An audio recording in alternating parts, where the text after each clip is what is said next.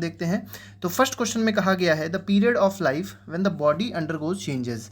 तो देखिए बॉडी में चेंजेस होते हैं लीडिंग टू रिप्रोडक्टिव मैच्योरिटी, और रिप्रोडक्टिव मैच्योरिटी भी आ जाती है। तो ऐसे टाइम फेज को क्या कहा जाता है, या मतलब ये जो पीरियड होता है इसको क्या कहा जाता है, तो दिस इज कॉल्ड एडोलेसेंस, जो हमारे चैप्टर का नाम है।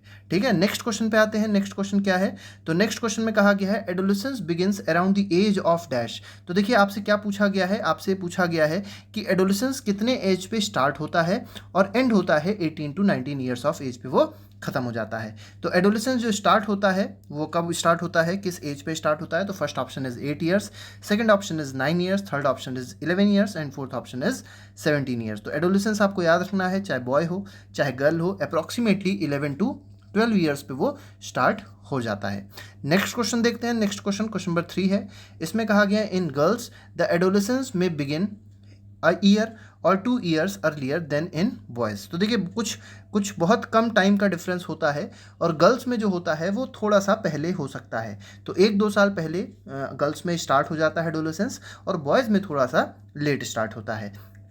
इसके साथ ही साथ बात एक और भी दी गई है यहाँ पे, the period of adolescence varies from person to person. ये जरूरी नहीं है कि सब में एडोलेसेंस सेम टाइम पे स्टार्ट हो और सेम टाइम पे ही एंड हो सकता है थोड़ा बहुत टाइम इंटरवल का चेंजेस हो जाए। तो वो पर्सन टू पर्सन डिपेंड करता है एडोलेसेंस जिस एज पे लोगों को आता है। ठीक है, तो ये जो दोनों क्वेश्चंस दिए गए हैं, जो दोनों स्टेटमेंट्स दिए गए हैं, दोनों ही क्या हैं, they both are true. Next question देखते हैं। नेक्स्ट क्वेश्चन में क्या कहा गया है, तो नेक्स्ट क्वेश्चन में कहा गया है the human body undergoes several changes during adolescence. तो देखिए बहुत सारे चेंजेस होते हैं बॉडी में, चाहे वो एक मैन की बॉडी हो, या ये कह सकते हैं चाहे एक बॉय की बॉडी हो, चाहे एक वुमेन की बॉडी हो या गर्ल की बॉडी हो, दोनों में बहुत सारे चेंजेस हमको देखने को मिलते हैं। These changes marks the onset of. तो ये जो चेंजेस होते हैं ये किस चीज़ का ऑनसेट को मार्क करते हैं, तो दे मार्क्स द ऑनसेट ऑफ। किस चीज़ का ऑनसेट होगा, तो ये ऑनसेट हो जाएगा प्यूबर्टी का। कई बच्चे इसमें एडोलेसेंस लगा के चले आएंगे, लेकिन एडोलेसेंस गलत है। इसका आंसर क्या है, puberty is correct answer of question number 4। मतलब अगर आपके अंदर कोई चेंजेस आ रहे हैं, इसका मतलब क्या है कि आप प्यूबर्टी की लिमिट पे पहुंच गए हैं, मतलब आप प्यूबर्टी अटेन कर रहे हैं। ठीक है, नेक्स्ट क्वेश्चन पे आते हैं। क्वेश्चन नंबर 5 है। क्वेश्चन नंबर 5 में कहा गया the most important change which marks puberty. अब देखिए बहुत इंपॉर्टेंट चेंज है जो प्यूबर्टी को मार्क करता है, is that boys and girls become capable of. तो किस चीज़ की कैपेबिलिटी आ जाती है बॉयज़ और गर्ल्स के अंदर जब प्यूबर्टी आती है, मतलब जिससे प्यूबर्टी की हम लोग ये कह सकते हैं बिगिनिंग होती है, तो that marks the capability of reproduction. तो रिप्रोडक्शन की कैपेबिलिटी बच्चों में आ जाती है। ठीक है, next question is question number 6। इसमें कहा गया है the most conspicuous change during puberty is the sudden increase in. तो किस चीज़ में इंक्रीमेंट होता है, मतलब क्या चीज़ बढ़ती है, जो चीज़ हम लोग को दिखती भी है और प्यूबर्टी में अक्सर ये चीज़ होती है और हर बच्चे के अंदर ये चीज़ होती है, तो वो है हाइट। तो हाइट में एक सडन चेंज आता है।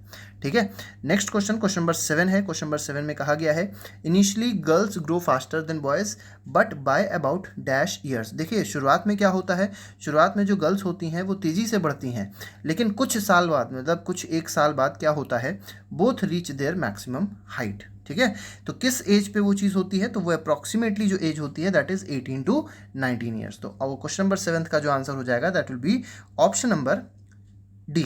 नेक्स्ट क्वेश्चन देखते हैं। नेक्स्ट क्वेश्चन नंबर 8 है। इसमें कहा गया है at the age of puberty की एज पे क्या होता है, तो इसमें से आपको बताना है कि कौन सा स्टेटमेंट सही है। Shoulders generally broaden as a result of growth, बिल्कुल सही है।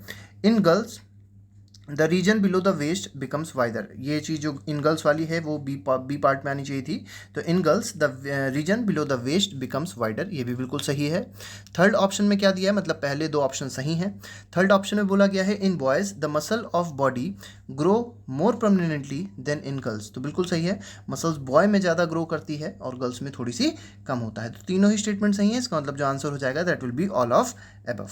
नेक्स्ट क्वेश्चन नंबर 9 है। इसमें कहा गया है विच gland is located above kidney. तो किडनी के ऊपर कौन सी ग्लैंड लोकेटेड है ये आपको बताना है। तो first option is pituitary gland, second option is adrenal gland, third option is pancreas and fourth option is thyroid. इसको हम लोग एक डायग्राम से देख लेते हैं, ज़्यादा अच्छा रहेगा।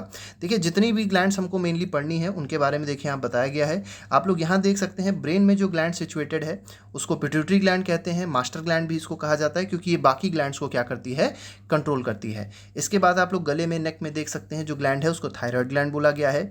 किडनी के जस्ट ऊपर यहाँ पे आप देखिए जो येलो कलर की आपको ग्लैंड दिखाई पड़ रही है, इसको बोलते हैं एड्रीनल ग्लैंड। ठीक है, तो इस क्वेश्चन का जो आंसर हो जाएगा that will be adrenal gland. और उसके बाद आप थोड़ा सा नीचे देखेंगे, ठीक है, यहाँ पे जो साइड में जो एक ग्लैंड है इसको पैनक्रियाज बोलते हैं, और इसी में इंसुलिन हार्मोन सिक्रीट होता है, और उसी इंसुलिन की कमी से क्या हो जाता है, डायबिटीज़ हो जाता है। ठीक है, इसके बाद देखिए यहाँ पे अगर एक मान लीजिए वुमेन है तो यहाँ पे इसके ओवरी होगी, और ये अगर मान लीजिए मेन है तो यहाँ पे जो आपको ग्लैंड दिखाई पड़ रही है दैट इज टेस्टिस। ठीक है, नेक्स्ट क्वेश्चन देखते हैं। नेक्स्ट क्वेश्चन में क्या कहा गया है, क्वेश्चन नंबर 10 है, at puberty the voice box और द डैश, मतलब वॉइस बॉक्स का और दूसरा नाम क्या होता है, मेनली ये पूछा गया है क्वेश्चन में। बिगिन्स टू ग्रो, तो उस चीज़ की ग्रोथ होती है जो भी है, वॉइस बॉक्स की ग्रोथ होती है। Boys develop larger voice box, और जो बॉयज़ होते हैं उनका जो वॉइस बॉक्स होता है वो बड़ा होता है एज़ कम्पेयर टू गर्ल्स। तो इसका जो आंसर है वो क्या है, क्वेश्चन नंबर 10 का जो आंसर है that is option number B, इसको बोलते हैं लैरिंग्स। तो वॉइस बॉक्स का दूसरा नाम क्या है, it is also called लैरिंग्स। Next question पे आते हैं, क्वेश्चन नंबर 11 देखते हैं। क्वेश्चन नंबर 11 अब आप लोग देख सकते हैं यहाँ पे एडम सिप्पल है। ठीक है, अब देखिए क्वेश्चन में क्या बोला गया है, the growing voice box in boy can be seen as a protruding part of the throat called Adam's.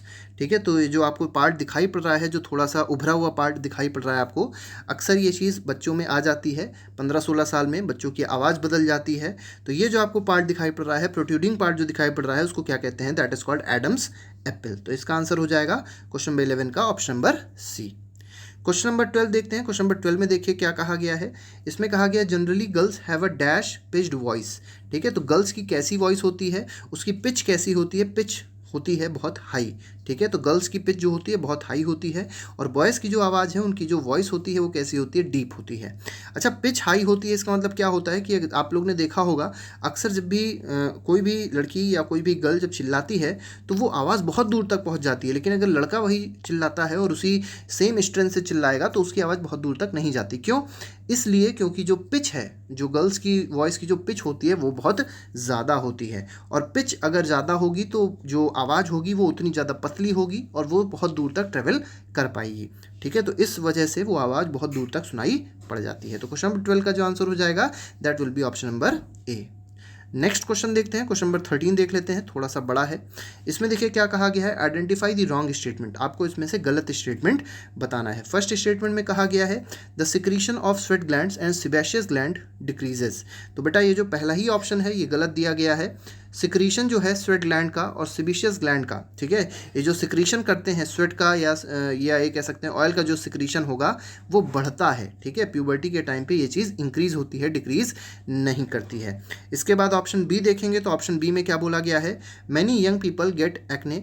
ठीक है, पिंपल्स, बहुत सारे लोगों को पिंपल्स आए थे, आप लोग ने अक्सर देखा होगा, आपके जो भी दोस्त होंगे क्लास 8th में, क्लास 7th में, उनको क्या आते हैं, पिंपल्स आते हैं। और पिंपल्स क्यों आ रहे हैं, क्योंकि उन लोगों ने प्यूबर्टी एज को अटेन कर लिया है। ठीक है, और इसी वजह से, और ऐसा होता क्यों है, ऐसा इसलिए होता है क्योंकि जो ग्लैंड्स हैं वो अब ज़्यादा काम करने लग गई हैं, यह कह सकते हैं ग्लैंड्स की जो एक्टिविटी है वो अब इंक्रीज़ हो गई है। इसके बाद तीसरा पॉइंट जो है प्यूबर्टी में वो क्या होता है उसके बारे में लिखा गया है, male sex organ like testis penis develop completely. तो जो टेस्टिस होता है, जो पेनिस होता है, वो मेल सेक्स ऑर्गन है, वो जल्दी कम्प्लीटली डेवलप हो जाता है और स्पर्म्स भी प्रोड्यूस होने लग जाते हैं। तो ये सब प्यूबर्टी के टाइम पे हो जाता है, तो बिल्कुल सही दिया हुआ है क्वेश्चन में। और डी ऑप्शन जो दिया गया है वो भी देख लेते हैं। तो डी ऑप्शन में दिया गया है गर्ल्स में ओवरीज इनलार्ज, तो ओवरीज इनलार्ज हो जाती है, एग्स बिगिन हो जाते हैं, एग्स का मेच्योरिटी स्टार्ट हो जाती है, एग्स मेच्योर होने लग जाते हैं, और जो ओवरीज होती हैं वो मेच्योर एग्स को रिलीज करने लग जाती हैं। तो ये तीनों की तीनों जो प्रॉपर्टीज़ हैं ये प्यूबर्टी की है, सिर्फ एक प्रॉपर्टी गलत है जो यहाँ पे डिक्रीजेस लिखा हुआ है। तो इसका आंसर हो जाएगा option number A. Next question, question number 14 है। इसमें कहा गया what is false about adolescence. Adolescence को लेके इसमें से कौन सा स्टेटमेंट गलत है, मेनली ये आपसे पूछा गया है। तो फर्स्ट ऑप्शन में दिया गया है adolescent are more independent than before and are also self conscious, बिल्कुल सही है। ठीक है, नेक्स्ट क्वेश्चन, नेक्स्ट पार्ट में बोला गया है intellectual development takes place and they tend to spend considerable time thinking, बहुत सारी चीज़ें सोचने लग जाते हैं, इंटेलेक्चुअल डेवलपमेंट बढ़ जाता है बच्चों का, तो ये होता है एडोलेसेंस के टाइम पे, जो ये भी बिल्कुल सही है। थर्ड में बोला गया है brain has least capacity for learning, ये ऑप्शन गलत है। ब्रेन की लीस्ट कैपेसिटी नहीं होती है, ब्रेन की मैक्सिमम कैपेसिटी हो जाती है लर्निंग की। कुछ भी अगर वो सीखते हैं तो, मगर कोई भी चीज़ अगर सीखना चाहें तो वो चीज़ तुरंत वो लोग सीख सकते सकते हैं अगर एडोलेसेंस की एज में हैं, ठीक है। तो इसका ऑप्शन नंबर सी हो जाएगा, जो कि गलत है, क्योंकि यहाँ पे लीस्ट दिया गया है, जबकि होना क्या चाहिए, मैक्सिमम कैपेसिटी होती है। और इसीलिए कहा जाता है जो हमारी एज है वो अलग अलग तरीके से इसीलिए बनाई गई है, ठीक है, कि हम लोग अलग अलग एज पे अलग अलग चीज़ें करते रहें। जैसे अभी जो आपकी एज है उसमें आपको पढ़ाई करनी चाहिए, क्योंकि पढ़ाई आप बहुत अच्छी कर सकते हैं और बहुत कुछ आगे अचीव कर सकते हैं। तो चलिए आगे अगले क्वेश्चन पे आते हैं। अगले क्वेश्चन में कहा गया है boys develop hair on their chest, ठीक है, ये आपको पता होगा। In boys boys and girls hair grow under the arms and in the region above the thighs on the pubic region. तो इन सब में जो होता है हेयर्स डेवलप हो जाते हैं। Boys begins to grow facial hair, उनके फेस पे, बॉय के अगर फेस पे आप देखेंगे तो हेयर्स आ जाते हैं, मूछें आ जाती हैं, दाढ़ी भी आ जाती है, ठीक है। As these features helps to distinguish the male from female they are called dash sexual characters. तो इसी वजह से क्या हो जाता है, इसी वजह से हम लोग एक फीमेल को एक मेल से डिस्टिंग्विश कर पाते हैं। तो ऐसे कैरेक्टर्स को क्या बुलाता है, they are called secondary sexual characters. तो इसका आंसर हो जाएगा secondary sexual characters. Next question, question number 16 देखते हैं। इसमें कहा गया है dash glands release hormones directly into blood stream. देखिए दो तरीके की हमारे पास ग्लैंड होती है, एक होती है एंडोक्राइन ग्लैंड और दूसरी होती है एक्सोक्राइन ग्लैंड। अब यहाँ पे क्या पूछा गया है कि यहाँ पे ऐसी ग्लैंड के बारे में बताना है जो हार्मोन्स को कहाँ पे रिलीज करती है, ब्लड स्ट्रीम में रिलीज करती है, मतलब सीधे वो ब्लड में जाके रिलीज कर देगी हार्मोन्स को।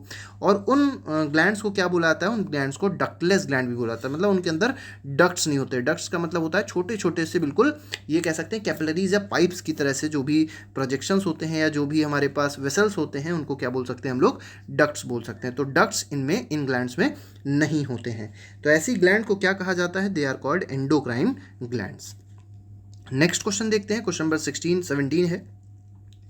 इसमें कहा गया the changes which occur at adolescence are controlled by. अब देखिए जो भी चेंजेस होते हैं, ठीक है, एडोलेसेंस के टाइम पे जो भी चेंजेस आते हैं उसको कंट्रोल करने का काम कौन करता है, तो उसको हार्मोन्स कंट्रोल करते हैं, ठीक है। और इसीलिए ऐसे चेंजेस को हम लोग हार्मोनल चेंजेस भी कहते हैं, ठीक है। नेक्स्ट क्वेश्चन, क्वेश्चन नंबर 18 देख लेते हैं। क्वेश्चन 18 में कहा गया है the male hormone that begins to be released by the testis at the onset of puberty. तो प्यूबर्टी के टाइम पे जो हार्मोन रिलीज होता है, ठीक है, जो मेल हार्मोन है, ठीक है, वो क्या करता है, मेल हार्मोन जो रिलीज होता है that begins to be released by the testis at the onset of puberty. तो ऐसे हार्मोन को क्या कहते हैं, ठीक है, तो इस हार्मोन को क्या कहते हैं हमसे पूछा गया है, तो इसको बोलते हैं टेस्टोस्टेरोन। बाकी जो दोनों हार्मोन हैं ये फीमेल के हार्मोन्स हैं, ठीक है, इसमें मेल का हार्मोन बस एक ही है, दैट इज टेस्टोस्टेरोन। आप लोग नाम से भी समझ सकते हैं, देखिए टेस्टिस है और टेस्टिस किस में होती है, मेल में होती है, तो टेस्टोस्टेरोन वहीं से बना है, ठीक है। नेक्स्ट क्वेश्चन देखते हैं। Next question is question number 19। इसमें कहा गया है वंस प्यूबर्टी इज रीच्ड। तो देखिए प्यूबर्टी अगर रीच हो गई, गर्ल्स में अगर प्यूबर्टी आ गई, ovaries began to produce which female hormone which makes the breast develop. तो ब्रेस्ट को डेवलप करने के लिए जो फीमेल हार्मोन, जो फीमेल्स में जो हार्मोन रिलीज होता है उस हार्मोन का हमको नाम बताना है, that hormone is called oestrogen, ठीक है, उसको एस्ट्रोजन कहते हैं। नेक्स्ट देखते हैं क्वेश्चन। अब देखिए इसके बारे में बहुत अच्छी बात बताई गई है कि आप लोग को पता होगा जो मिल्क सिक्रीट करती है ग्लैंड्स उसको मैमरी ग्लैंड्स कहते हैं और वो कहाँ पे होती है, ब्रेस्ट के अंदर होती है। साथ ही साथ आपको एक और चीज़ समझनी है, ठीक है, और इसी से बच्चे फिर फीड किए जाते हैं। जब बच्चा पैदा होता है तो फिर उसको ब्रेस्ट फीडिंग इसी से करी जाती है। तो मैमरी ग्लैंड्स बहुत इंपॉर्टेंट ग्लैंड है। इसके साथ साथ आपको ये भी याद रखना है the production of sex hormone is under the control of another hormone secreted from endocrine gland called pituitary gland. इसका मतलब ये हुआ कि जो सेक्स हार्मोन्स हैं, ठीक है, उनका प्रोडक्शन कौन कंट्रोल कर रहा है, उनका प्रोडक्शंस ऐसे हार्मोन कंट्रोल कर रहे हैं जो कौन रिलीज करता है, जो पिट्यूटरी ग्लैंड रिलीज करते हैं। मतलब क्या हुआ कि पिट्यूटरी ग्लैंड ने कोई हार्मोन रिलीज किया और वो जो हार्मोन रिलीज हुआ है वो किसको कंट्रोल करेगा, वो प्रोड्यूस करेगा सेक्स हार्मोन्स को। तो सेक्स हार्मोन्स को प्रोड्यूस करने में कौन मदद कर रहा है, एक तरीके से पिट्यूटरी ग्लैंड मदद कर रहा है। और इसीलिए इसको हम लोग मास्टर ग्लैंड भी बोल सकते हैं, क्योंकि ये दूसरे ग्लैंड्स को क्या करता है, मतलब ये कह सकते हैं दूसरे ग्लैंड्स को वो कंट्रोल करता है।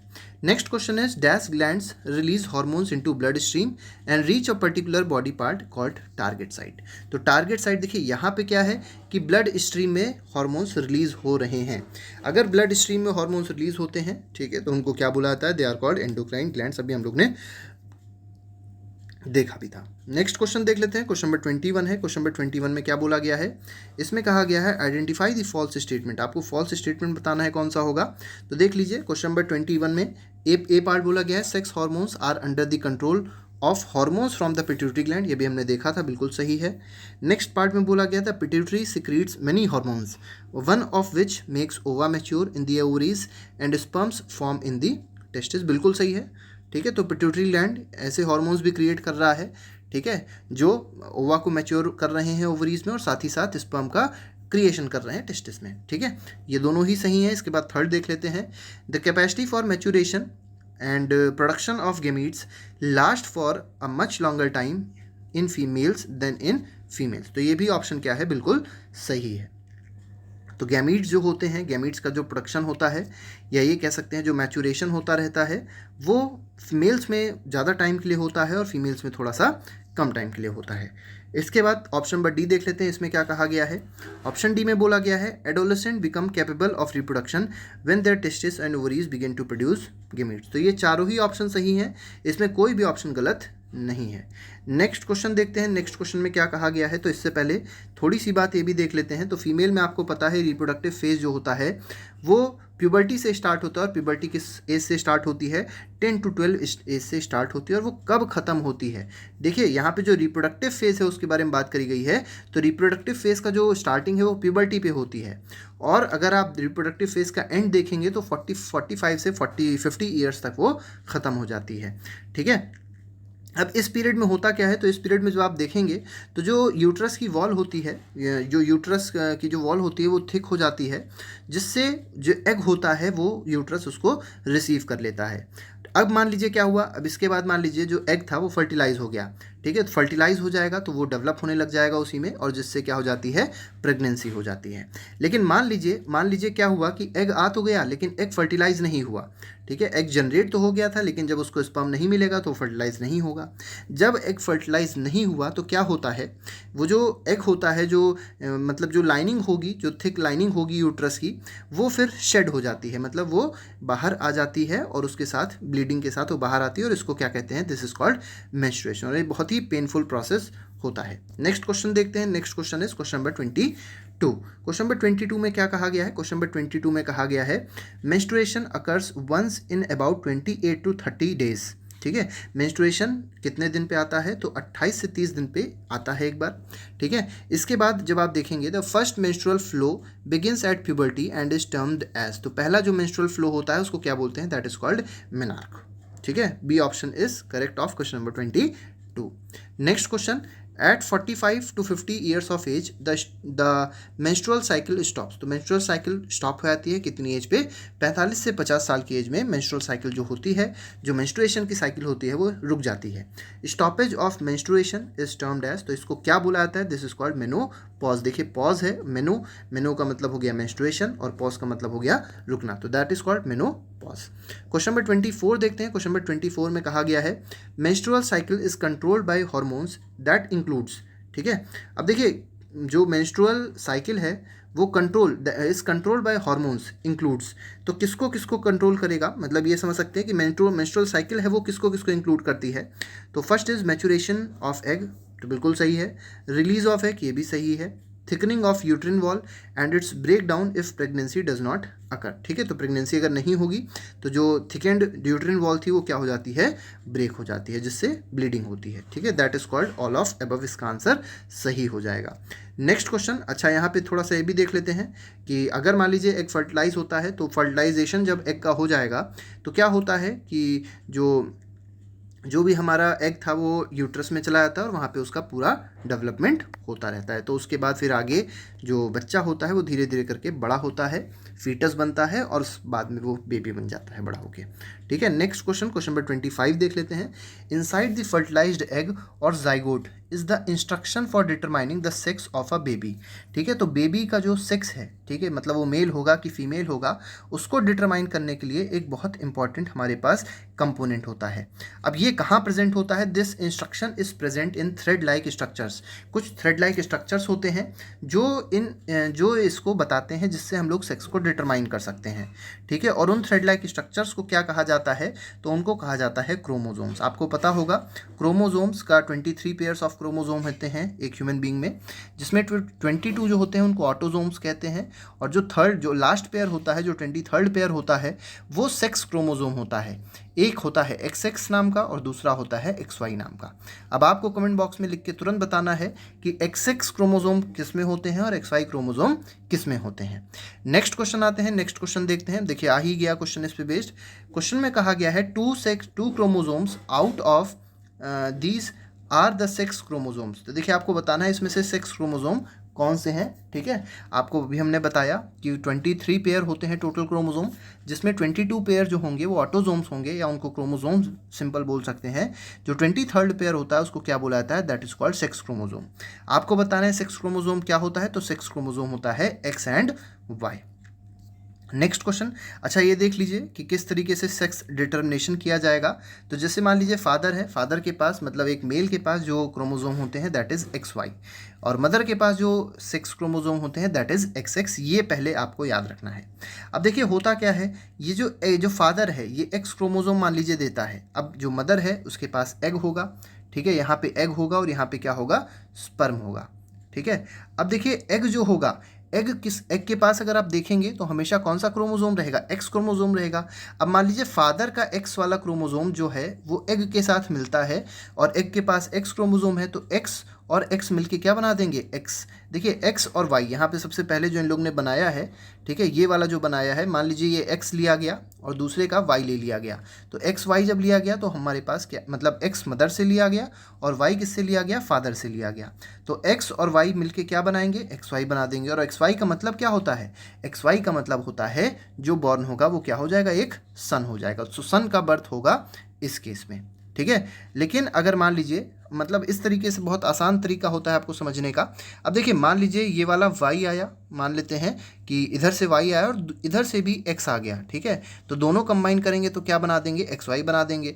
और XY किसका होता है? XY होता है मेल का। तो फिर से देखिए एक बच्चा, एक जो सन होगा, या ये कह सकते हैं एक मेल चाइल्ड बॉर्न होगा। लेकिन मान लेते हैं कि जो स्पर्म था उसका भी जो क्रोमोजोम आया, ठीक है, जो फर्टिलाइजेशन पे क्रोमोजोम पहुंचा दैट इज X, और जो मदर का भी क्रोमोजोम पहुंचा वो भी X था।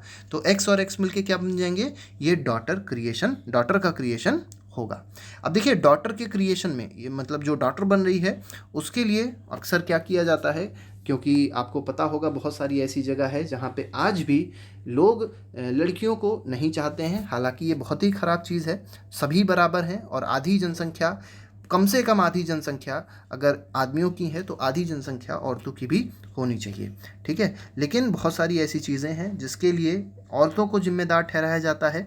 और कभी किसी के घर में अगर मान लीजिए कोई लड़की भी होती है, कोई लड़की पैदा होती है, तो उसके लिए भी मदर को ही ब्लेम किया जाता है कि इनकी वजह से ही लड़की पैदा हुई है। हालांकि ये मानसिकता बहुत ही गलत है, बहुत ही ख़राब है, ठीक है, बहुत ही ज़्यादा निंदनीय है, जो कि नहीं होनी चाहिए। लेकिन साइंस क्या कहता है? साइंस कहता है कि जो फादर है वो ही रिस्पॉन्सिबल है फॉर अ गर्ल चाइल्ड, ठीक है। मतलब रिस्पॉन्सिबिलिटी तो दोनों की है और ये अच्छी बात है, इसमें कोई गलत नहीं है। तो इसलिए जागरूक बनिए और अच्छी चीज़ें सीखते रहिए आप लोग भी, ठीक है। तो इसके बाद हम लोग अभी ये सब चीज़ें देख चुके थे।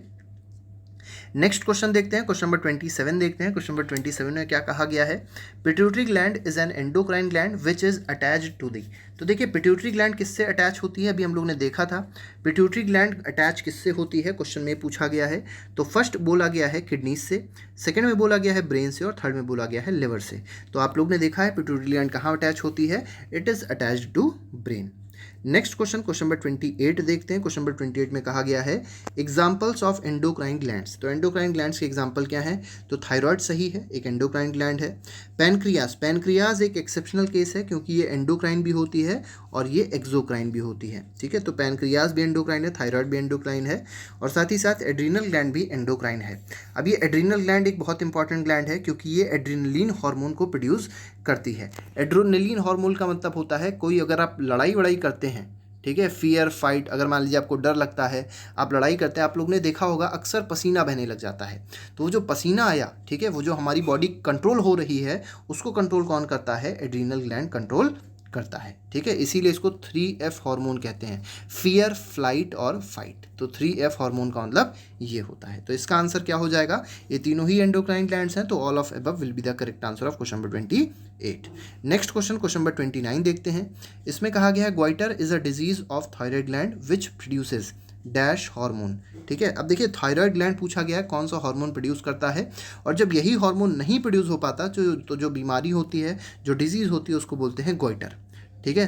तो जो हार्मोन रिलीज नहीं हो पाएगा, देखिए थायराइड ग्लैंड है तो ये क्या रिलीज करता है, थायरॉक्सिन, ठीक है। तो थायरॉक्सिन हार्मोन प्रोड्यूस होता है, और यही थायरॉक्सिन हार्मोन जब प्रोड्यूस नहीं हो पाता तो जो बीमारी होती है दैट इज कॉल्ड गोइटर।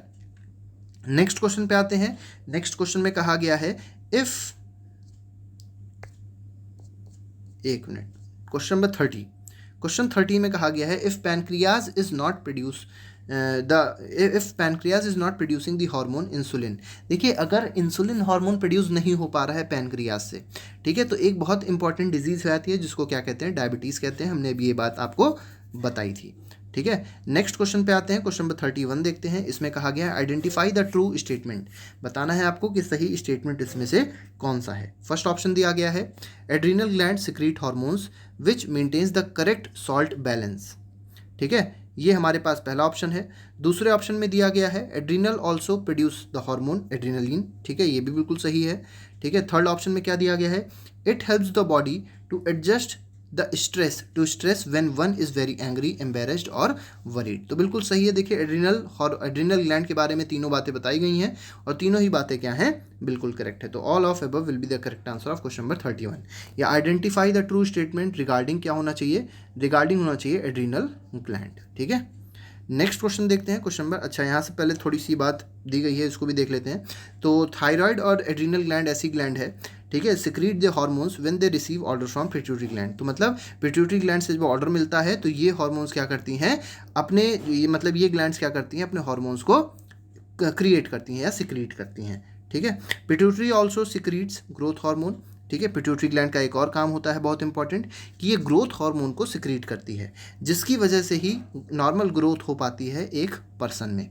तो अगर मान लीजिए ग्रोथ हार्मोन ठीक से सिक्रीट हो रहा है तो पर्सन नॉर्मली ग्रो होगा। अगर ठीक से सिक्रीट नहीं हो रहा है, इसका मतलब उसमें ड्वार्फनेस आ जाएगी, और बहुत ज़्यादा अगर सिक्रीट हो रहा है ग्रोथ हार्मोन तो उसमें क्या आ जाएगा, जाइगेंटिज्म आ जाएगा। आप लोगों ने देखा होगा कुछ लोग बहुत ज़्यादा बड़े हो जाते हैं, कुछ लोग बहुत ज़्यादा लंबे हो जाते हैं, तो उस बीमारी को कहते हैं जाइगेंटिज्म, ठीक है। और अगर बहुत छोटे हो जाते हैं, हाइट बिल्कुल नहीं बढ़ती, तो उसको कहते हैं ड्वार्फिज्म। नेक्स्ट क्वेश्चन देखते हैं। नेक्स्ट क्वेश्चन में क्या कहा गया है, बहुत सिंपल सा क्वेश्चन है, change from larva to adult is called metamorphosis. तो बिल्कुल सही है, और ये चीज़ हम लोग ने पिछले चैप्टर में भी पढ़ी थी। आप लोग उस सारे वीडियोस को प्लेलिस्ट में जाके देख सकते हैं, हमने सभी वीडियोस के MCQ बना दिए हैं, ठीक है, और जितने भी बचे हैं चैप्टर्स उनके भी MCQ बहुत जल्द आ जाएंगे। नेक्स्ट क्वेश्चन देखते हैं। नेक्स्ट क्वेश्चन में क्या कहा गया है, इसमें कहा गया है Metamorphosis in insect is controlled by insect hormones. बिल्कुल सही है, बिल्कुल सही चीज़ दी गई है। नेक्स्ट क्वेश्चन, अच्छा यहाँ पे थोड़ा सा फ्रॉग के बारे में जान लेते हैं। तो फ्रॉग में जो मेटामॉर्फोसिस होता है वो कौन सा हार्मोन कंट्रोल करता है, तो वो थायरॉक्सिन कंट्रोल करता है, ठीक है। हार्मोन और ये कौन प्रोड्यूस करता है, थायराइड ग्लैंड प्रोड्यूस करती है। अब देखिए एक बहुत इंपॉर्टेंट चीज़ है यहाँ आपको जानने के लिए कि तो थायरॉक्सिन प्रोडक्शन रिक्वायर्स, अब ये जो थायरॉक्सिन का प्रोडक्शन है, ये थायरॉक्सिन कैसे प्रोड्यूस हो सकती है, आयोडीन कैसे प्रोड्यूस होती है, मतलब आयोडीन अगर वाटर में प्रेजेंट है तभी ये थायरॉक्सिन जनरेट होगा, तभी फ्रॉग्स में थायरॉक्सिन जनरेट होगा और फ्रॉग्स में ग्रोथ आ पाएगी। अब अगर मान लीजिए वाटर में थायरॉक्सिन प्रेजेंट नहीं है, ठीक है, तो जो टैडपोल्स होते हैं, ठीक है, जिससे फ्रॉग बनते हैं, तो टैडपोल एग होता है, उसके बाद टैडपोल बनते हैं, तो टैडपोल से अगर फ्रॉग का कन्वर्जन होना है तो वाटर में आयोडीन का होना ज़रूरी है। अगर वाटर में आयोडीन नहीं है तो जो टैडपोल्स हैं वो एडल्ट में कन्वर्ट नहीं हो पाएंगे। तो बहुत इंपॉर्टेंट ये टॉपिक है जो आपको पता होना चाहिए। नेक्स्ट क्वेश्चन नंबर 34 देख लेते हैं। क्वेश्चन नंबर 34 में बोला गया है a balanced diet means that the meals include dash in requisite proportion, ठीक है, तो इंपॉर्टेंट है, ठीक है। बैलेंस डाइट आपको पता होगा कि बैलेंस डाइट एक ऐसी डाइट होती है जिसको पौष्टिक आहार भी कहते हैं, ठीक है। तो उसमें प्रोटीन्स भी होने चाहिए, उसमें कार्बोहाइड्रेट्स भी होने चाहिए, फैट्स और विटामिन भी, मतलब सभी इसमें होने चाहिए एक रिक्वायर्ड क्वांटिटी में, ठीक है। नेक्स्ट क्वेश्चन, अच्छा उससे पहले एक थोड़ा सा ये भी देख लेते हैं। मिल्क आपको पता है एक बैलेंस फूड है, बहुत सारे न्यूट्रिएंट्स मिल्क से हमको मिलते हैं। फ्रूट जो होते हैं, जो फल होते हैं, वो भी हमारी बॉडी को नरिश करते हैं। ठीक है। बच्चों के लिए, जो छोटे से बच्चे होते हैं उनके लिए मदर का जो माँ का दूध होता है बहुत ज़्यादा इंपॉर्टेंट होता है, और अक्सर सरकार इसके लिए लोगों को अवेयर भी करती है। आयरन बहुत ज़्यादा इंपॉर्टेंट है हमारी बॉडी के लिए, ठीक है, क्योंकि आपको पता होगा कि जो आँख होती है, आँखों की रोशनी के लिए आयरन बहुत ज़्यादा इंपॉर्टेंट है। और साथ ही साथ हमारी बॉडी में जो ब्लड की मात्रा है वो भी कौन इंक्रीज़ करता है? आयरन इंक्रीज़ करता है। ब्लड की मात्रा कहें या हीमोग्लोबिन की मात्रा कहें, तो आयरन उससे इंक्रीज़ करता है। ठीक है। और ये आयरन कहाँ पाया जाता है? तो जो भी लीफी वेजिटेबल्स होते हैं, जैसे पालक है, स्पिनच बोलते हैं, तो इन सब में ये आयरन बहुत ज़्यादा पाया जाता है। और कुछ एग्जांपल्स और भी दिए गए हैं, जैसे गुड़ दिया गया है, गुड़ खाना चाहिए, गुड़ अच्छी चीज़ है, जैगरी जिसको कहते हैं इंग्लिश में। मीट है, ठीक है, तो जो लोग मीट खाते हैं उनके पास एक अच्छा न्यूट्रिशन जा रहा है। और साथ ही साथ हमको साइट्रस फ्रूट्स भी खाने चाहिए। साइट्रस फ्रूट जैसे आंवला है, आप लोग नींबू जानते होंगे, ऑरेंज जानते होंगे, तो इन सब चीज़ों को भी अच्छे से खाना चाहिए, जिसकी वजह से आपकी जो ग्रोथ है वो अच्छे से हो सके। ठीक है। इसके बाद अगला क्वेश्चन देखते हैं, what is correct about drugs. अभी हम लोग ने पढ़ा था कि क्या लेना चाहिए, अब ये बहुत इंपॉर्टेंट है कि क्या लेना नहीं चाहिए, मतलब किसका सेवन नहीं करना चाहिए, जिससे हमेशा दूर भागना चाहिए। और उसको क्या कहते हैं? सबको पता है, उसको कहते हैं ड्रग्स। अब ड्रग्स क्यों नहीं लेने चाहिए? क्योंकि एडिक्टिव होते हैं। अगर आप लोग ने एक बार ड्रग्स ले लिया तो आपकी आदत पड़ जाएगी और हमेशा आपको ड्रग्स लेना पड़ेगा। तो ये बिल्कुल भी नहीं करना चाहिए, बिल्कुल इससे दूर रहना चाहिए, बिल्कुल ख़राब चीज़ है ये। इसके बाद अगला देख लेते हैं, अगले में क्या बोला गया है। तो फर्स्ट ऑप्शन सही है। नेक्स्ट में बोला गया है, they harm the body in the long run. पहले तो बहुत अच्छा लगता है, लेकिन आखिरी में, बाद में जब होता है कि जब टाइम निकल चुका होता है, तब पता चलता है कि इसके साइड इफ़ेक्ट कितने ज़्यादा खतरनाक होते हैं। तो कभी भी ये चीज़ मत करिएगा। नेक्स्ट क्वेश्चन, नेक्स्ट पार्ट में कहा गया है, दे रूइन हेल्थ एंड हैप्पीनेस। तो हेल्थ भी खराब करेंगे और हैप्पीनेस भी खराब करेंगे, मतलब आप कभी खुश नहीं रह पाएंगे। आप क्या, आपका पूरा परिवार भी दुखी रहता है अगर आप ड्रग्स लेते हैं। ठीक है। हालांकि जितने बच्चे पढ़ाई करते हैं वो इन सब चीज़ों में कभी भी नहीं लगते हैं। ठीक है। तो इसका आंसर क्या हो जाएगा? ऑल ऑफ अबव हो जाएगा। नेक्स्ट क्वेश्चन देखते हैं। नेक्स्ट क्वेश्चन नंबर 36 है। इसमें कहा गया, what is incorrect regarding AIDS. तो एड्स से रिलेटेड कौन सी बात यहाँ पे इनकरेक्ट है, हमको ये बताना है। ठीक है। It is caused by dangerous virus HIV, बिल्कुल सही है। आप लोग कमेंट बॉक्स में HIV का फुल फॉर्म जरूर लिख के दीजिएगा कि what is the full form of HIV। तो बिल्कुल एड्स सही है कि एड्स HIV वायरस से होता है, बिल्कुल सही है।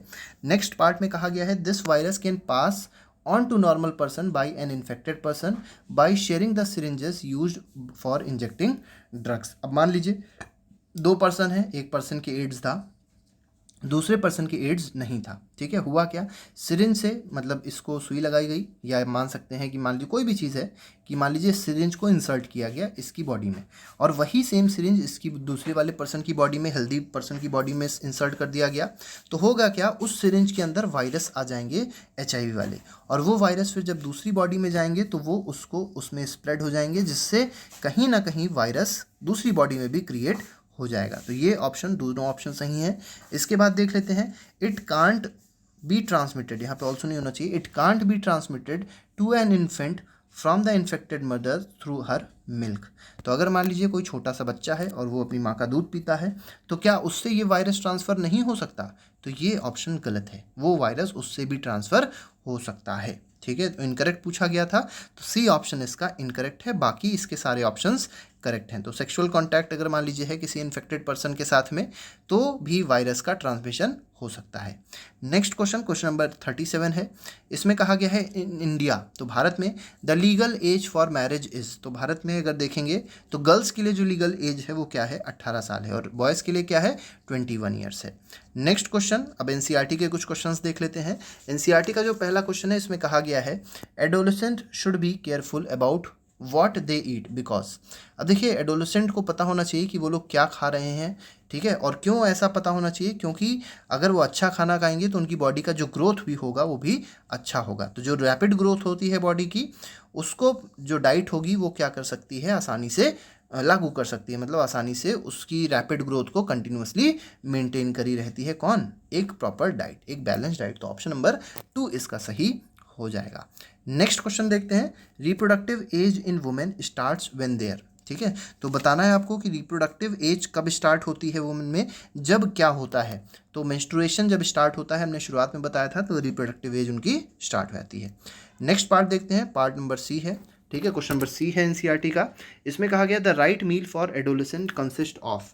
तो एडोलेसेंट में जो राइट मील है वो क्या होती है, तो अक्सर हम लोग मैगी खाते हैं, नूडल्स खाते हैं, कोक पीते हैं, ये सब चीज़ें कभी भी सही नहीं होती हैं।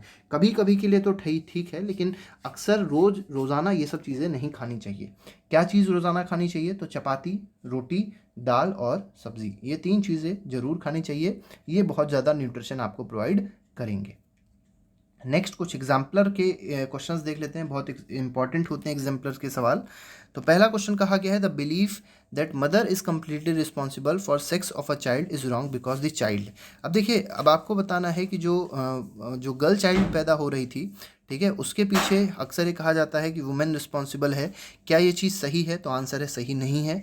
लेकिन पूछा गया ऐसा क्यों है, तो ऐसा इसलिए है क्योंकि जो भी बच्चा पैदा होगा, जो भी ऑफस्प्रिंग्स आएंगी, उसमें वन सेक्स हार्मोन जो होता है वो मदर से आता है और दूसरा किससे आता है, फादर से आता है। मतलब दोनों की ही रिस्पॉन्सिबिलिटी होती है, जो भी बच्चा, जो भी उसका सेक्स होगा। नेक्स्ट देख लेते हैं क्वेश्चन। नेक्स्ट क्वेश्चन में कहा गया है AIDS can spread from an infected person to another person through. ठीक है, तो एड्स कैसे स्प्रेड हो सकता है, तो mainly blood transfusion, blood transfer से स्प्रेड हो सकता है। मान लीजिए कोई इन्फेक्टेड पर्सन है और उसका ब्लड निकाल के दूसरे पर्सन में, एक हेल्दी पर्सन में डाल दिया गया या ट्रांसफ़र कर दिया गया, ट्रांसफ्यूजन जिसको कहते हैं, तो उससे भी एड्स स्प्रेड हो सकता है। नेक्स्ट क्वेश्चन में कहा गया है given below are the events that led to pregnancy and development of embryo. ठीक है, तो प्रेगनेंसी के लिए जो भी हमारे पास इवेंट्स दिए गए हैं, आपको इनको क्या करना है, सीक्वेंस में अरेंज करना है। तो देखिए, बहुत सिंपल सा क्वेश्चन है, क्वेश्चन नंबर 3। ठीक है, इसमें बहुत सिंपल चीज़ दी गई है। तो देखिए, सबसे पहले क्या हो जाएगा, सबसे पहले एग मैच्योर होता है, उसके बाद क्या होता है, उसके बाद एग रिलीज़ होता है, उसके बाद फर्टिलाइजेशन होता है एग का, और साथ में लास्ट में क्या हो जाता है, लास्ट में वो जो एग होता है, ठीक है, वो कहाँ पहुँच जाता है, यूट्रस में पहुँच जाता है। नेक्स्ट क्वेश्चन देखते हैं, क्वेश्चन नंबर 4 है। इसमें क्या कहा गया है, for the metamorphosis of tadpoles which of the following elements must be available in water. अभी हम लोग ने ये चीज़ देखी थी कि कौन सा एलिमेंट होना चाहिए, तो आयोडीन होना चाहिए, क्योंकि आयोडीन ही ऐसा एलिमेंट है जो थायरॉक्सिन क्रिएशन में मदद करता है, और यही थायरॉक्सिन ग्रोथ हार्मोन क्रिएट करती है, या यही इसको हम लोग क्या कह सकते हैं, ग्रोथ हार्मोन कह सकते हैं, जो कि टैडपोल को एडल्ट में कन्वर्ट करता है। नेक्स्ट पार्ट में क्या कहा गया है, नेक्स्ट पार्ट क्वेश्चन नंबर 5 है। इसमें कहा गया है द मोस्ट कंस्पिशियस विजिबल चेंज। देखिए, बहुत इंपॉर्टेंट है, विजिबल चेंज मतलब ऐसा चेंज जो दिखना चाहिए, that occurs in boys during puberty. तो प्यूबर्टी के टाइम पे जो सबसे इंपॉर्टेंट विजिबल चेंज दिखाई पड़ता है बच्चों में, लड़कों में मेनली, तो उसको क्या कहते हैं, इंक्रीज इन हाइट। तो हाइट अचानक से इंक्रीज होती रहती है। नेक्स्ट पार्ट में कहा गया है, क्वेश्चन नंबर 6 है। इसमें कहा गया है structures present in a cell which is responsible for determination of sex of a body is called. तो सेक्स कौन डिटरमाइन कर सकता है, कैसे डिटरमाइन किया सकता है, बाय क्रोमोसोम्स। ठीक है, थ्रेड लाइक स्ट्रक्चर्स होते हैं। इसके बाद देख लेते हैं फिल इन द ब्लैंक्स का क्वेश्चन है, बहुत इंपॉर्टेंट क्वेश्चंस होते हैं फिल इन द ब्लैंक्स के। तो देखिए, फर्स्ट क्वेश्चन में कहा गया है in females the uterine wall thickens to receive. तो देखिए, किस चीज़ को रिसीव करती है यूट्रिन वॉल, तो जो थिक हो जाती है, तो वो फर्टिलाइज्ड एग को रिसीव करती है। ठीक है, नेक्स्ट पार्ट देखते हैं। नेक्स्ट पार्ट में क्या कहा गया है, endocrine glands release hormones directly into. ठीक है, तो ब्लड में डायरेक्टली रिलीज करता है, ब्लड स्ट्रीम में, या ब्लड कह सकते हैं, फॉर ट्रांसपोर्टेशन टू। ठीक है, तो किस जगह पे ट्रांसपोर्ट होता है इसका, ये भी आपको पता होना चाहिए। तो कहाँ ट्रांसपोर्ट होता है, टारगेट साइट्स पे ट्रांसपोर्ट होता है, तो इस ऑप्शन में आ जाएगा टारगेट साइट्स। सी पार्ट में क्या बोला गया है, सी पार्ट में बोला गया है the sex hormones dash and dash are responsible for development of dash characters. ठीक है, तो सेक्स हार्मोन्स क्या क्या होते हैं, तो आपको पता है, फीमेल में एस्ट्रोजन हो जाएगा, और मेल में क्या हो जाएगा, टेस्टोस्टेरोन हो जाएगा। और किस कैरेक्टर को ये डेवलप करता है, ठीक है, तो हम लोग बोल सकते हैं for development of secondary characters को ये डेवलप करता है, या कह सकते हैं सेकेंडरी कैरेक्टर्स को ये क्रिएट करता है। डी ऑप्शन में क्या बोला गया है, डी पार्ट जो है, इसमें कहा गया है release of sex hormones is under the control of hormone secreted from the. तो अभी हम लोग ने देखा था कि कहाँ से हार्मोन सिक्रीट हो रहा था, जिससे सेक्स हार्मोन्स रिलीज हो रहा था, तो वो है पिट्यूटरी ग्लैंड। तो यहाँ पे जो आंसर आ जाएगा that will be pituitary gland. Next question, question number 8 है। इसमें कहा गया है कुछ एक सुटेबल वर्ड बताने हैं हर एक पार्ट के लिए।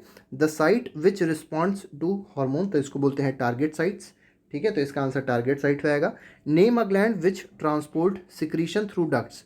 ठीक है, तो डक्ट्स के थ्रू जो सिक्रीशन होता है तो वो चाहे सेबेशियस ग्लैंड हो, जिसको ऑयल ग्लैंड भी बोल सकते हैं, ठीक है, चाहे स्वेट ग्लैंड हो, तो इन सब में हमारा ऑप्शन नंबर बी आ जाएगा। तो कोई भी आप ग्लैंड ऐसी लिख सकते हैं जो कि कैसी होगी, एक्सोक्राइन होगी। नेक्स्ट पार्ट देखते हैं। नेक्स्ट पार्ट में क्या कहा गया है, chemicals which control changes at adolescence stage. तो ऐसे केमिकल्स को हम लोग क्या बोलते हैं, बहुत सिंपल है, इसको बोलते हैं हॉर्मोन्स। ठीक है, तो इसका आंसर क्या हो जाएगा, हॉर्मोन्स हो जाएगा। और जो डी पार्ट है इसमें क्या कहा गया है, it marks the beginning of reproductive period. तो रिप्रोडक्टिव पीरियड की जो बिगिनिंग होती है ये कौन मार्क करता है, it is been mark by puberty. तो इस स्टेज को हम लोग क्या कहते हैं, इस पीरियड को हम लोग क्या कहते हैं, that is called puberty. Next part देखते हैं, क्वेश्चन नंबर 9 है। कुछ ही क्वेश्चंस और बचे हैं, अभी थोड़ी देर में खत्म हो जाएंगे। नेक्स्ट क्वेश्चन में कहा गया है, name the hormone that is release by testis at the onset of puberty. तो प्यूबर्टी के ऑनसेट पे जो हार्मोन रिलीज होता है उस हार्मोन का नाम क्या होता है, क्वेश्चन में पूछा गया है। ठीक है, तो उस हार्मोन का नाम, अब देखिए एक क्वेश्चन मैं आपके लिए रख देता हूँ, इस हार्मोन का आप नाम बताइएगा, इस हार्मोन का हम नाम आपको नहीं बताएंगे। तो चलिए क्वेश्चन नंबर 9 बच्चों के लिए है, ये बच्चे इसका आंसर बताएंगे। ठीक है, नेक्स्ट पार्ट देखते हैं। नेक्स्ट पार्ट में क्या कहा गया है, तो देखिए नेक्स्ट पार्ट जो है उसमें कहा गया है, name the female hormone produced by ovaries that help in development of mammary glands. तो मेमोरी ग्लैंड्स के डेवलपमेंट में जो हार्मोन रिलीज होता है उस हार्मोन का क्या नाम होता है, दैट इज ईस्ट्रोजन। ठीक है, ईस्ट्रोजन इसको कहते हैं, तो इसका आंसर क्या हो जाएगा, ईस्ट्रोजन हो जाएगा। नेक्स्ट पार्ट देखते हैं। नेक्स्ट क्वेश्चन में क्या कहा गया है, नेक्स्ट क्वेश्चन हमारे पास एक और फिल इन द ब्लैंक्स है। इसमें सबसे पहला पार्ट देख लेते हैं, the meal that includes all nutrients. तो यहाँ पे आज क्या आ जाएगा, न्यूट्रिएंट्स आ जाएगा, सारे न्यूट्रिएंट्स जो इंक्लूड करता है, that diet is called balanced diet. ठीक है, तो ये हो जाएगा न्यूट्रिएंट्स। बी पार्ट में क्या बोला गया है, बी पार्ट में बोला गया है, insufficient production of dash in tadpoles leads to their incomplete development. तो अगर मान लीजिए इनसफिशिएंट प्रोडक्शन हो रहा है, किस चीज़ का इनसफिशिएंट प्रोडक्शन हो रहा है, तो थायरॉक्सिन का अगर इनसफिशिएंट प्रोडक्शन होता है तो जो टैडपोल्स होते हैं वो डेवलप एडल्ट में नहीं हो पाते। Endocrine glands are called ductless gland, अभी हम लोग ने पढ़ा था। After attaining puberty boys develop a dash voice. तो कैसी वॉइस आ जाती है, तो डीप वॉइस आ जाती है, ये भी हम लोग ने शुरू में पढ़ लिया था। नेक्स्ट पार्ट देख लेते हैं, नेक्स्ट क्वेश्चन देख लेते हैं। नेक्स्ट क्वेश्चन में कहा गया है, name the hormone which would be released during the following situation. ये हमारा आज का आखिरी क्वेश्चन रहेगा। तो फ्राइटेंड पर्सन है, मतलब डरा हुआ पर्सन है, तो उसमें जो हार्मोन रिलीज हो रहा है वो कैसा होगा, तो वो हो जाएगा एड्रेनलिन हार्मोन। ठीक है, एड्रेनलिन हार्मोन हो जाएगा। Growth of child to adult, तो इसके लिए ग्रोथ हार्मोन रिस्पॉन्सिबल है। ठीक है, यहाँ पे ग्रोथ हार्मोन आ जाएगा आंसर। नेक्स्ट पार्ट में बोला गया है, development of caterpillar to moth. Caterpillar क्या है, कैटरपिलर एक इंसेक्ट है, तो कैटरपिलर से अगर मॉथ में कन्वर्जन हो रहा है तो किस चीज़ का, कौन सा हार्मोन जनरेट होता है, तो जो हार्मोन होगा वो हो जाएगा इंसेक्ट हार्मोन। मतलब ये काम कौन करेगा, इंसेक्ट हार्मोन करेगा। ठीक है, और लास्ट पार्ट हमारा जो कहा गया है उसमें कहा गया development of tadpole to frog. तो टैडपोल से जो फ्रॉग में कन्वर्जन होता है दैट इज बाय किससे, ये होता है हमारा थायरॉक्सिन से। तो हमारा जो आंसर है थायरॉक्सिन यहाँ पे आ जाएगा पार्ट डी में। तो बेटा आज के लिए हमारे पास बस इतने ही क्वेश्चंस थे। अगले लेक्चर पे एक और नए वीडियो के साथ आपके साथ फिर से मुलाकात होगी। आप लोग कमेंट बॉक्स में ये ज़रूर लिख के बता दिया करिए हर एक वीडियो के बाद कि आपको अगला जो मल्टीपल चॉइस क्वेश्चन का सेशन है वो कौन सा चाहिए, कौन सा टॉपिक है जो अभी बचा रह गया है, जो अभी भी आपको क्रिएट चाहिए, मतलब जो भी आपको चाहिए उसके बारे में आप हमको मैसेज कर दीजिएगा, और हर एक कमेंट बॉक्स के मैसेज पढ़े ज़रूर जाते हैं। ठीक है, तो बेटा आज के लिए बस इतना ही रखेंगे। अगर वीडियो अच्छा लगता है तो आप लोग लाइक भी अच्छा ज़रूर किया करिए, बहुत अच्छा लगता है हम लोग को भी। तो आज के लिए बस इतना ही रखते हैं। Thank you very much, goodbye, जय हिंद।